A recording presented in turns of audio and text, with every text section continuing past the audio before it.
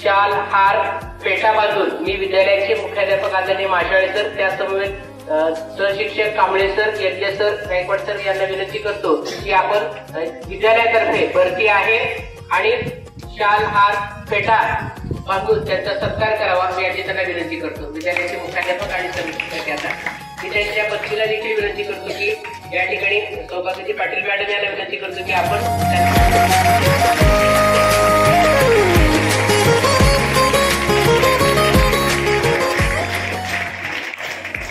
Patil madam यांना विनंती करतो की आपण आपल्या उच्च माध्यमिक विद्यालयातर्फे यांचे कनिष्ठ लिपिक काजीमामा यांचा सत्कार करावा. उच्च माध्यमिक विद्यालयातर्फे प्राध्यापक काडामे सर, प्राध्यापक गायंबे सर आणि प्राध्यापिका पाटील मॅडम यांना विनंती करतो की आपण कनिष्ठ विद्यालयातर्फे त्यांचा या ठिकाणी सत्कार करावा.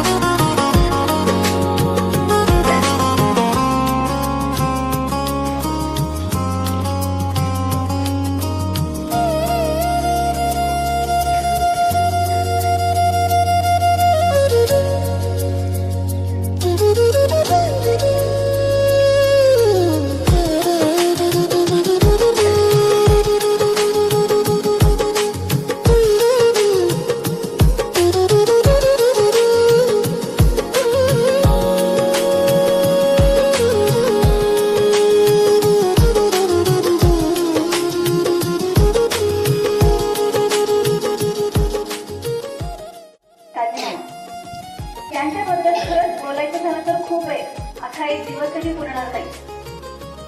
पण काही काळाच्या मर्यादा असतात, वेळेच्या मर्यादा असतात आणि म्हणून थोडक्यात मी माझं मत व्यक्त करणार आहे. जास्त काही वेळ देणार नाहीये. काजीमामांबद्दल बोलायचं झालं तर आपल्या कॉलेजच्या आठवणी भरपूर आहेत. प्रत्येक आमच्या ऑफिसच्या कामासाठी ते सदैव तत्पर असायचे, कसोटीने काम करत असते, प्रामाणिकपणाने त्यांचं कार्य केलं त्यांनी. आणि यातूनच एक सगळ्यात महत्वाचं म्हणजे मला इथे त्यांचं जे काही परिस्थितीनुसार ते जे वरती आलेले आहेत त्यांच्या त्या परिस्थितीला त्यांनी तोड देऊन त्यांनी कशी उभारी घेतली हे त्यांच्याकडनं बरंच शिकण्यासारखं आम्हाला आहे आणि नक्कीच आम्ही त्याचा अवलंब करण्याचा प्रयत्न करू. सगळ्यात महत्वाचं की मला अजूनही जे जमत नाही ते मात्र एक आहे की जिथं जे कागद ठेवलंय ते एका सेकंदात जास्त त्यांना मिळतं. ते माझ्याकडून काही असं होत नाहीये आणि ते तसंच करण्याचा मी प्रयत्न करतेय, पण बऱ्याच ठिकाणी थोडीशी निराशा होतीये. पण त्यांचं ते अचूकत्व मला खूप आवडतं. इथं एखादं रजिस्टर मॅडम इथे कपाटात ठेवलंय, दुसऱ्या कप्प्यामध्ये तिसरं रजिस्टर चालूच आहे. ते अगदी अचूकपणे सांगणं सहज शक्य होत नाही. आपण साध्या इकडच्या गोष्टी तिकडे ठेवल्या तर आपल्याला लगेच विसरायला होतं. अगदी त्याच्याच पद्धतीनं यांनी अनेक गोष्टी त्यांच्याकडे शिकायच्या आहेत आणि तिला केले मी. निवृत्ती वाटा वेगळ्या नाही होत, हे आयुष्य थोडं वेगळ्या वळणाने जात आहे. निवृत्ती म्हणजे प्रवासाचा शेवटचा टप्पा नसतोच मुळे आपल्यासोबत बऱ्याच अनुभवांची गाठ असते. निवृत्ती म्हणजे पोचपावती. आपण आपल्या कामाची चोख कामगिरी बजावली. निवृत्ती म्हणजे एखादा मैलाचा दगड, खूण आपण अचूक जागी पोहोचणे. निवृत्ती म्हणजे एक सुखद थांबा. मुलांचं, साथीदारांचं, मुलांचं जे काही त्यांच्या सहवासात येणं असतं, त्या त्यांच्या आठवणी असतात, त्या आठवणीत रमण्यासाठी. आपल्यासाठी सगळेच दिवस रविवार असलेलेही इथून पुढे सणावाराला होणाऱ्या आपल्या गाठीभेटी आता ऑफिस ऐवजी आपल्या घरीच होतील इथून पुढे. पण आता हेही लक्षात ठेवा काजीमामा की आम्ही कोणत्याही वेळी कॉल करू इथून पुढे. इथून फक्त सांगितलं की हे आम्ही कॉल करू, फक्त उचलायची फक्त संधी यावी आणि तुमचं आयुष्य इथून पुढे खूप सुखी, समाधानी, समृद्धीचं जावं इथे त्यांना शुभेच्छा त्यांच्या पुढे वाटतं इथे शुभेच्छा देते. आणि सगळ्यात महत्वाचं प्रत्येक यशस्वी पुरुषा मागे इतकी यशस्वी कार्यकाल बजावण्याच्या पाठीमागे स्त्रीचा हात 100% असतो. आणि तसंच म्हणून भाभींचंही खूप कौतुक आहे. भाभींनी त्यांना खूप साथ दिली, चांगल्या प्रकारची साथ दिली. आज खरं तर म्हणजे सकाळी आले काही वाटलं नाही की आज कार्यक्रम आहे असं काही वाटलं नाही. पण जेव्हा भाभींना बघितलं, अरे आज मात्र निरोप द्यावा लागला मामांना, हा विचार मनात आला आणि मग थोडंसं गडबडायला झालं.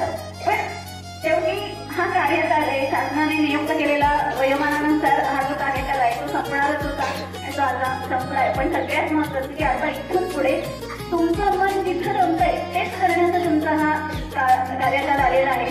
त्यामुळे तुमच्या ज्या काही इच्छा पूर्ण राहिलेल्या आहेत त्या तुम्ही करत राहो.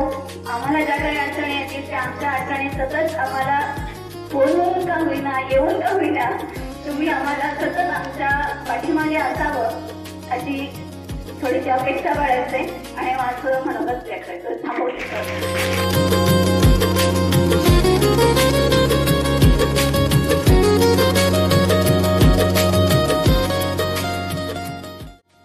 मॅडमने सांगितल्याप्रमाणे खरंच व्यक्तीला कार्य करत असताना आपण दररोज वेगवेगळ्या भूमिका पार पाडत असतो. त्या ठिकाणी थोडंसं मनोगत माझं व्यक्त करणार आहे.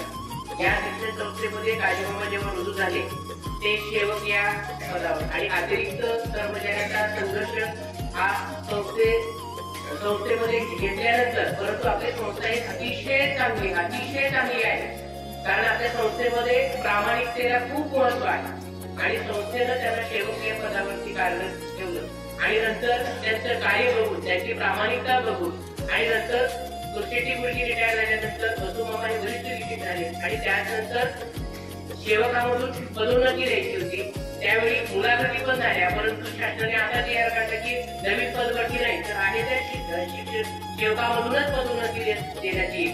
मग त्यावेळी संस्थेनं काजीमामांना संधी दिली. मी खूप वेळा पाहिलेला आहे की मी शिक्षक म्हणून काम करत असताना देखील वसुमामा आजारी असल्यानंतर ते 1-1.5 वर्षापर्यंत ते क्लर्क म्हणून पण थोडंसं मला काम करावं लागलं, टेक्निकल वगैरे पाहिलं. तर अतिशय संस्थेची गोपनीयता असेल, विद्यार्थ्यांची गोपनीयता असेल किंवा इतर कामाची, त्या सर्व गोपनीयता सांभाळाव्या लागते. न बोलता सुद्धा एवढं प्रेम संपादन केलंय काजीला, हे विशेष आहे. काजीला बोलायला लावणं फार आवडतं. कारण हमेशा म्हणत असतो बातें क्रम काम ज्यादा, असं स्वर्गीय राजीव गांधींनी म्हटलं होतं. ते तंतोतंत तुमच्या बाबतीत खरं होत आहे. काम अचूक करायचं. स्वराज कुमार यांना संपूर्ण सहकार्य केले, ते त्यासाठी तयार झाले. त्यांची हिस्ट्री फार मोठी आहे. तर उर्दू शाळेमध्ये होते तर काय अडचणी निर्माण झाल्या. जिल्हा परिषदेमध्ये शिक्षणाधिकारी समोर चक्रा मारणार, बाहेरचा माणूस घ्यायला पण तयारच नाही, त्या संस्था तयार नाही. मला वाटतं त्यावेळेस मिसाळ शिक्षणाधिकारी मिसाळ साहेब म्हणून होते. आमचे चांगले मित्र होते, आमच्या शाळेला सहकार्य करत होते. सध्या तरी काय झालं, काजी साहेबांनी त्या जिल्हा परिषदच्या आवारामध्येच एकतरी नोकरी द्या, पगार द्या, असं तर मी आत्मदहन करतो बाकी सुद्धा ओळखून घेतले होते. असं म्हणल्यावर अगोदर मी घाबरतो. काजी आडनावामुळे मला थोडासा आधार मिळाला. कोण आहे बघू, बोलावून घेतलं, मुलाखत घेतली आणि गुरुजी म्हणले थोडं चांगलं वाटतंय. मी लिहायला लावलो. तिचे अक्षर एवढे सुंदर होते. मिसाळ साहेब बसून होते. ते शिवणप्पा घरदार गुरुजीचे अक्षर खूप चांगले होते. त्याच्यानंतर त्याचे अक्षर खूप चांगले आहेत. तू आमच्या सर्व नियम अटी अपेक्षेप्रमाणे काम करणार का विचारलं. हो करतो. ठीक आहे म्हणलं. माझ्या गुरुजी आणि आमचे काही पदाधिकाऱ्यांना जाऊन घेतलं. तो विषय आहे, काय हरकत नाही. शिक्षणाधिकारीचा आदेश येतो तर घ्यावं लागेल. आणि आता रुजू जसं जसं दिवसात चालले शिपाई म्हणून रुजू करून घेतात. कन्सेप्टची गुरुजी निवृत्ती झाल्यानंतर कुमारने सिनियर क्लास केलं आणि आमच्या सर्व शिपायांना बोलवून घेतलं. माझी तयारी होती. मग काजीला करायचं ठरवलं. काजीला ज्युनियर क्लार्क करायच्या अगोदरच घेऊन पाठवायच्या अगोदर याला काम दिलं होतं. ज्युनियर क्लार्कचं काम करत होते. सगळ्यांनी म्हणून आम्ही ठरवलं की यांना ते ज्युनियर क्लार्कची जबाबदारी देऊ आणि एवढ्या उत्तम रित्या पार पाडले. म्हटलं कुठलीही वस्तू एका सेकंदात त्यांना मिळतात. कारण असं आहे, निष्ठा, प्रामाणिकपणा आणि काम जेवढ्या एकाग्रतेनं, जेवढ्या निष्ठेनं करतात, जेवढ्या प्रामाणिकपणे करतात, जेवढ्या एकाग्रतेनं लक्ष देऊन करतात, ते विसरू शकत नाही. हे एखादं सहज मिळू शकतं. हे गुण आणि काळजी न बोलता सगळं काम करणार, कारण बोलण्यात राहणं फार अवघड. आणि म्हणून काळजीचा पुनर्जन्म आम्ही केला. म्हणून काळजीवर आमच्या बहिणींना मी सांगू इच्छितो, तुमचा जेवढा अधिकार आहे तेवढाच अधिकार आमचाही आहे. आणि म्हणून तुम्ही मॅडम काळजी करू नका, फोन करायची गरज नाही. वर्षभर तर तरी इथून राहणार आहे. मला शब्द दिले शिवाय झाल्यानंतर सुद्धा आम्हाला क्लास मिळेल, प्रत्येक वर्षभर राहील. 7-2 तास शाळेमध्ये सेवा देईल. इतर वेळेस मी तुम्हाला काम लावतो हे सुद्धा त्यांना सांगितलंय. आणि माझं शब्द त्यांनी मान्य केलेले आहेत आणि नाकारत नाही त्याची खात्रीही मला आहे. अजून वर्षभर तरी कसली काळजी करणार नाही. तुम्ही कोणीही मुख्याध्यापकापासून कोणीही विद्यार्थ्यापासून कोणीही काळजी करू नका. काळजी साहेब तिथं असतील,